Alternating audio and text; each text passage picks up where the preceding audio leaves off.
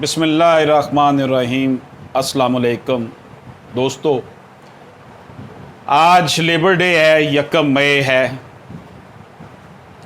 और वही बातें जो पिछले 30-40 साल से हम सुनते आ रहे हैं, देखते आ रहे हैं, लिखते आ रहे हैं, वही कुछ है।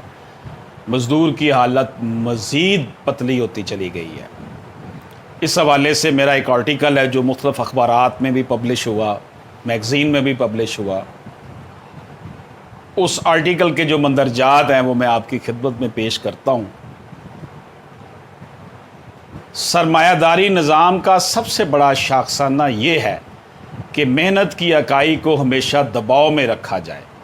किसी भी शय को मार्ज़ वजूद में लाने के लिए ज़मीन, मेहनत, सरमाया और तंजीम की ये 4 इकाइयाँ शामिल होती हैं। जहाँ तक ज़मीन का तल्लक है, ये एक ऐसा अमल पैदाइश है जिसमें ज़मीन के साथ साथ तमाम कुदरती ज़राए भी शामिल हैं, यानी land, labour, capital and organisation.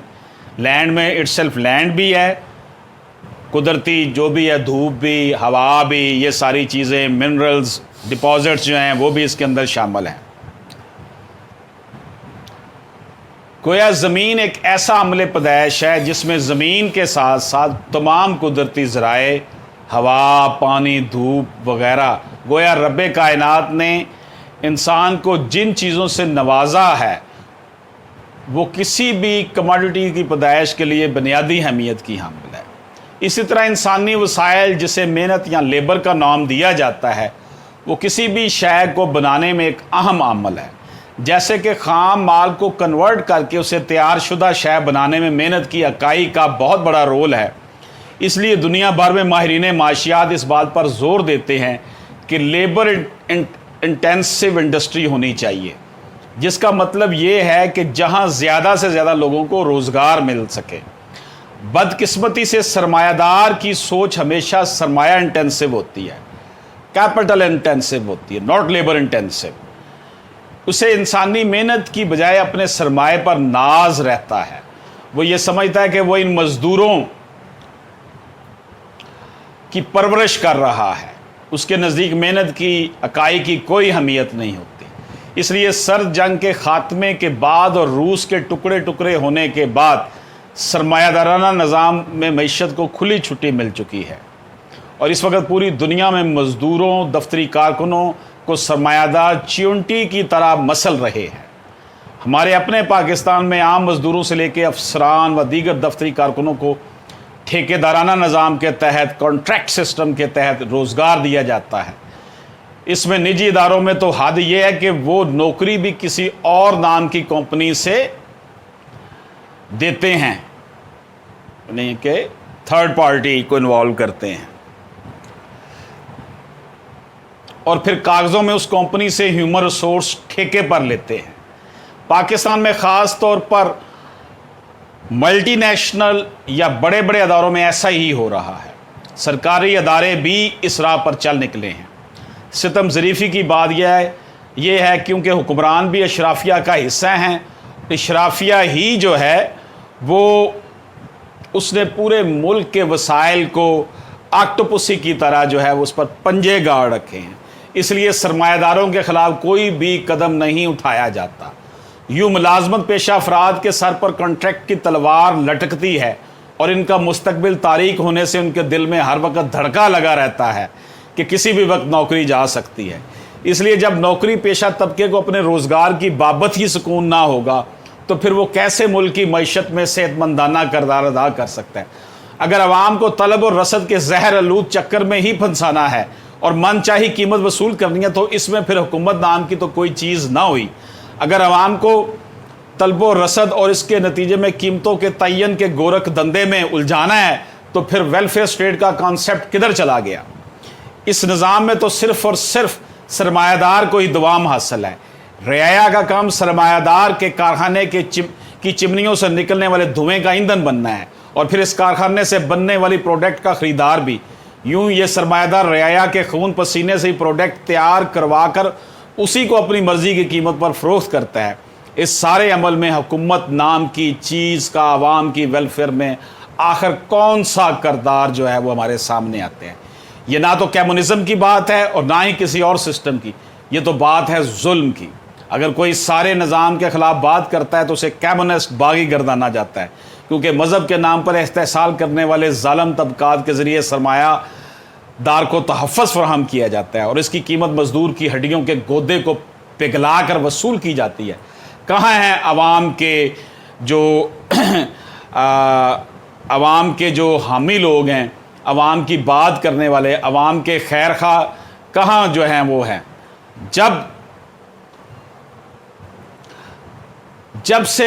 Election ہوتے ہیں تو یہ عوام کے لیے نعرے لگاتے ہوئے باہر نکل آتے ہیں، اور جب اقتدار میں آتے ہیں تو عوام کو کڑوی گولی کھانے کا درس دیتے ہیں۔ کتنا ظالم ہے یہ حکمران طبقہ، ظلم بھی کرتا ہے اور زخم بھی لگاتا ہے، اور غریب کو پھر بھی قبر میں اتار دیتا ہے اور کہتا ہے کہ قربانی تو عوام کو ہی دینا ہے، اور وہ خود تو جیسے اتار ہیں۔ ہمارے ہاں جب آمریت اور جمہوریت ایک ہی نظام کے دو چہرے ہیں تو عوام کو اس طرح کے استحصالی نظام کے ثمرات کیسے مل سکتے ہیں؟ ہماری جو 70-72 سالہ تاریخ شاہد ہے کہ پاکستان میں فوجی آمریتوں کے دوار، جبکہ ایوب، یحییٰ، ضیاء اور مشرف پر مشتمل ہے، نے اپنے اقتدار کو دوام بخشنے کے لیے جمہوریت کا سہارا لیا، کبھی بی ڈی ممبرز کے ذریعے، کبھی 1979 کے بلدیاتی نظام کے ذریعے، اور کبھی ضلعی حکومتوں کے نام نہاد نظام کے ذریعے۔ ایک بات تو طے ہے کہ پاکستان کے فوجی آمر بھی جمہوریت کے لبادے میں اپنے اقتدار کو دوام بخشنے کے کھیل کھیلتے رہے ہیں، اور جمہوری حکمران جنہیں سیاستدان کہا جاتا ہے وہ بھی جمہوریت کی آڑ میں اپنی آمریت قائم رکھے ہوئے ہیں۔ رعایا کو کیا ملا؟ دوستو، یہ میں نے ٹھیکیداری نظام اور مزدوروں کا استحصالی نظام کے حوالے سے بات کی ہے، اور اس میں یہ بات عرض کی ہے کہ بھارت میں بھی جمہوریت ہے، لیکن ان کی جمہوریت میں 130 کروڑ لوگوں کو روٹی مل رہی ہے۔ بنگلہ دیش بھی جمہوری ملک رہتا ہے، وہاں کی معیشت ہم سے مضبوط ہے۔ بھارت اور بنگلہ دیش میں تعلیم کی شرح ہم سے زیادہ ہے، بھارتی کرنسی اور بنگلہ دیشی کرنسی ہم سے زیادہ مضبوط ہے۔ بھارت اور بنگلہ دیش کا ذکر اس لیے کیا ہے کہ یہ دونوں ملک اور پاکستان پہلے ایک ہی ملک تھے، لیکن اقوام عالم میں جو جاگرنسائی ہماری ملک کی ہو رہی ہے وہ سب کچھ بنگلہ دیش اور بھارت کے ساتھ نہیں ہوتا۔ تعلیمی ترقی، انفارمیشن ٹیکنالوجی میں ترقی، سائنس میں کمال مہارت ان دو ملکوں میں ہم سے زیادہ ہے۔ پچھلے 7 دہائیوں میں ملک میں رب پاک کے نظام کو سیاسی نعرے کے طور پر استعمال کیا ہے، فوجی حکمرانوں نے بھی اور سیاستدانوں نے بھی۔ عدالتیں کہاں ہیں؟ عدالتوں میں انصاف بکتا ہے، اشرافیہ انصاف کی خریدار ہے، پولیس ہے کہ عوام کی کھال کھینچ کر عوام کو لاغر کر کیے ہوئے ہے۔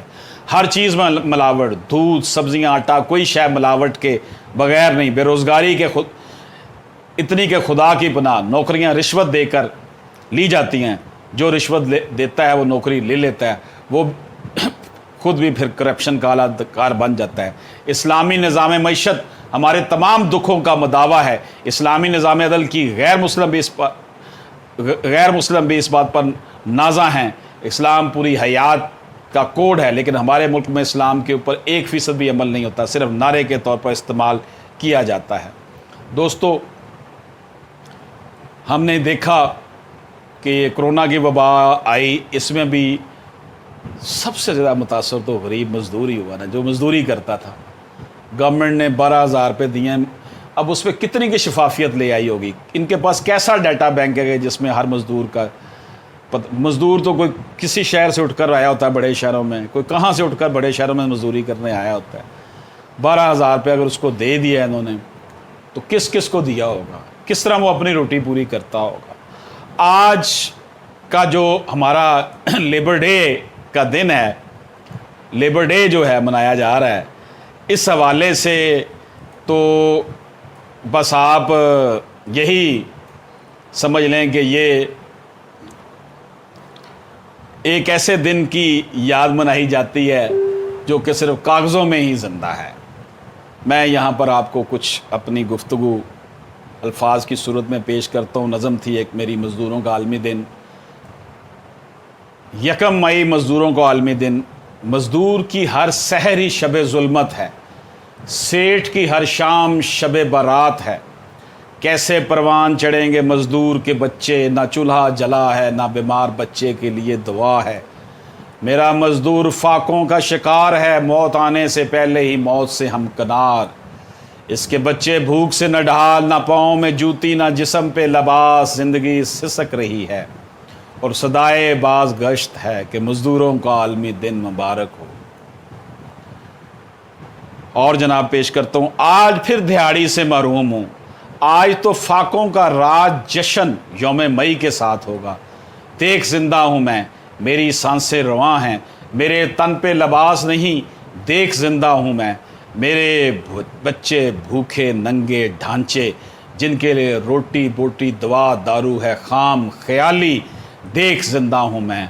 आज यौम मई मेरा दिन है, आज फिर दिहाड़ी से महरूम हूँ, आज तो फाकों का राज जश्न यौम मई के साथ होगा, देख फिर भी ज़िंदा हूँ मैं। इसी तरह दोस्तों एक नज़म और पेश करके इजाज़त चाहूँगा। कितने शादा हैं, कितने खुशहाल हैं मेरे मज़दूर के बच्चे कूड़ेदान के मुकीम बने बैठे हैं। हर सुबह उनकी ईद होती है जब वो कूड़ेदान में कदम रखते हैं, तो कहीं रोटी का टुकड़ा और कहीं बोटी, हाँ उन्हें सेब और माल्टा भी खाने को मिलते हैं। बहुत खुश नसीब खुद को समझते हैं मेरे मज़दूर के बच्चे, चावल बिरयानी भी कभी कभार मिल जाती है, यूं कूड़ेदान में बैठकर मज़े उड़ाते हैं। कितने शादा हैं, कितने खुशहाल हैं मेरे मज़दूर के बच्चे, इन पे भी लगान लगा दो हुक्मरानों, कितने खुशहाल हैं ये बच्चे।